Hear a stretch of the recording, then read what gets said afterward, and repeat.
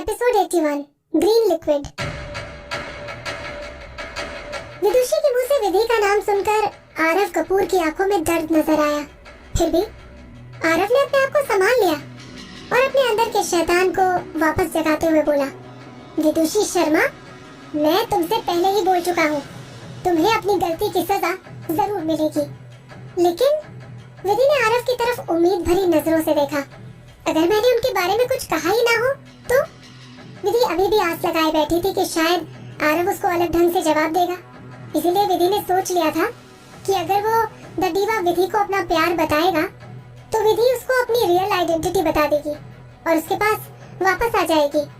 लेकिन आरव को लगा कि विधि ने sarcastic वे में उससे बात की है। विदुषी, तुम अपने आप को हीरोइन समझने लगी हो? आरव ने अपने एक एक शब्द दांत चबा के कहे, मैं तुम्हें इस बार ऐसा सबक सिखाऊंगा कि तुम कभी अपने बड़ों की बेइज्जती करने की नहीं सोचोगी। आरव बेड के ऊपर से हटा और साइड में रखी हुई अलमारी से कुछ लेकर आया। आरव के हाथ में हरे रंग का लिक्विड देखकर विधि की आंखें बड़ी हो गई। विधि को लिक्विड दिखाकर आरव प्यार से बोला, इसको पीने के बाद तुम अपनी जिंदगी में किसी के बारे में बुरा नहीं बोल पाओगी। तुमने इस बार गलत इंसान से पंगा ले लिया है। अब तुम्हारे लिए अच्छा रहेगा कि तुम जिंदगी भर बोल ना पाओ। उस लिक्विड को देखकर विधि का गला सूख गया और वो डर की वजह से कांपने लगी। विधि उससे जितना दूर हो सकी उतना दूर हो गई। डिम लाइट में फ्लोरेसेंट ग्रीन रंग का लिक्विड डरावना लग रहा था। आरव उस लिक्विड को पकड़े हुए किसी शैतान से कम नहीं लग रहा था। ऐसा नहीं था कि विधि उसको पीने के बाद कभी बोल नहीं पाएगी, लेकिन विधि के लिए सबसे डरावनी बात ये थी कि वो जिंदगी में फिर कभी गाना नहीं गा पाएगी। बेशक उसने पहले कहा था कि एंटरटेनमेंट इंडस्ट्री उसके लिए इतनी मैटर नहीं करती है, लेकिन विधि को अपनी सिंगिंग से बहुत प्यार था। अगर वो अपनी आवाज खो देगी तो उसके जीने का क्या फायदा। विधि की नजरें आरव की तरफ गई और उसकी आंखों से आंसू निकलने लगे। वो उसको देखकर अपने मन में बोली, आरव, मैं तुम्हें पहले ही खो चुकी हूँ। अगर मैं अपनी आवाज खो दूंगी तो मेरे पास जीने के लिए बचेगा ही क्या। आरव ने अपना टाइम लिया और उस लिक्विड की बोतल का ढक्कन खोला। बोतल का ढक्कन खुलते ही उस लिक्विड में से बहुत हार्ड स्मेल आई। विधि अपना सर ना में हिलाने लगी। उसके मुंह से घबराती हुई आवाज निकली, आरव, प्लीज ऐसा मत करो। मैंने विधि की इंसल्ट नहीं की थी। क्यों क्यों तुम्हें मुक्ति की बकवास बातों पर विश्वास है, लेकिन मेरी एक बात पर भी नहीं। विधि की आंखें देखकर आरव रुक गया और कुछ पल सोचकर बोला, विदुषी। आरव ने अपनी आंखें विधि पर गड़ाई। विधि तो मुक्ति की बहन है, तुम क्या हो?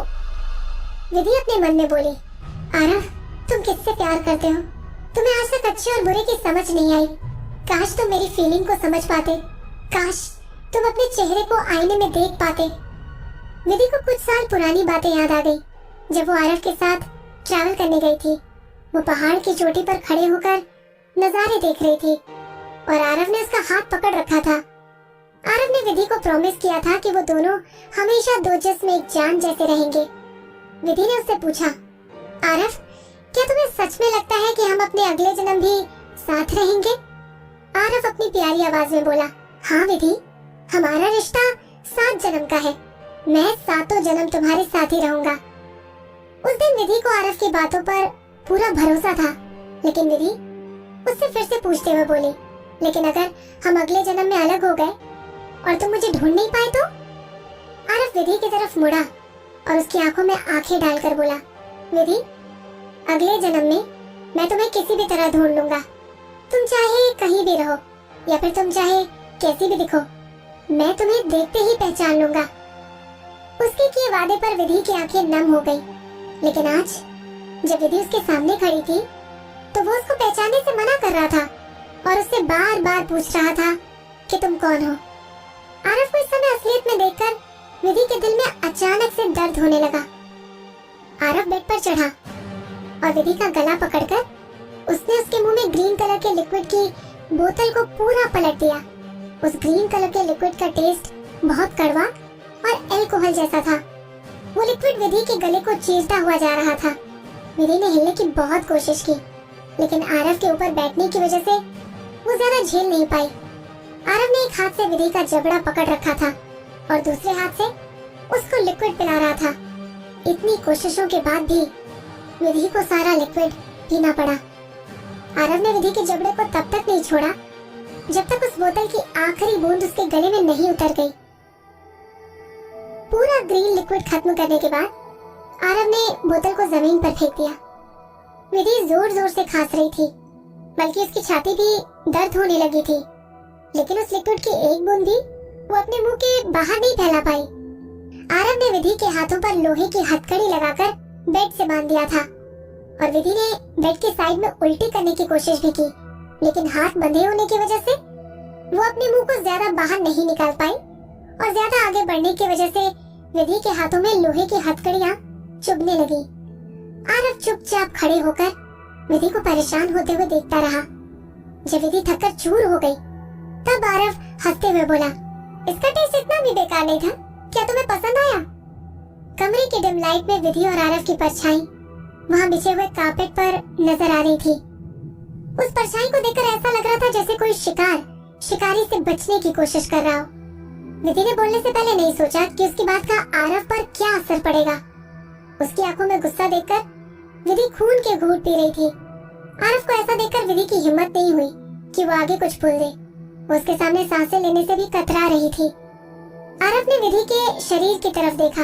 वो विधि के नाइट गाउन के नीचे देखने की कोशिश कर रहा था। विधि के ऊपर बैठे हुए आरव ने अपने दोनों हाथ धीरे धीरे ऊपर उठाए और पहने हुए ब्लेजर के सारे बटन खोलने लगा। विधि को महसूस हो गया कि आरव आगे उसके साथ क्या करने वाला है। घबराने की वजह से विधि का चेहरा पीला पड़ गया और आशा करने लगी कि आरव जैसा चाहता है वैसा कभी ना हो। आरव ने ब्लेजर उतारकर पास में रखी हुई कुर्सी पर फेंक दिया और विधि के ऊपर बैठे हुए अपनी शर्ट के बटन खोलने लगा। जैसे ही आरव ने अपनी शर्ट के ऊपर के दो बटन खोले, उसकी बॉडी दिखने लगी। ब्लेजर उतारते हुए भी आरव की नजरें विधि के शरीर पर से नहीं हटी। शर्म, डर और गुस्सा, विधि के चेहरे पर ये तीनों एक्सप्रेशन देखे जा सकते थे। बेशक आरव ने पहले भी विधि को ऐसे छू रखा था, लेकिन इस बार विधि का शरीर डिफरेंट था। इस बार वो विधि को एक अनजान के तौर पर मिला था और उसके साथ अपनी फिजिकल नीड पूरी करना चाहता था। विधि ने फिर से हिलना डुलना शुरू कर दिया। वो अपने दिमाग पर कंट्रोल खो चुकी थी। वो जितनी बार हिलने की कोशिश कर रही थी, उसके हाथों में हथकड़ियों की वजह से दर्द हो रहा था और उसको खून भी निकल आया। लेकिन जितना उसके दर्द होता रहा, वो जोर जोर से हिलने लगी। आरव ने उसकी नजरों में देखकर अपनी शर्ट के बटन खोलने बंद कर दिए। तुम्हें डर लग रहा है? वो विधि को देखकर बोला। जब तुम्हारे अंदर किसी और की बेइज्जती करने की हिम्मत है, तो तुम किसी आदमी के साथ आराम से सो सकती हो। तुमने तो पहले भी ऐसा किया होगा, है ना?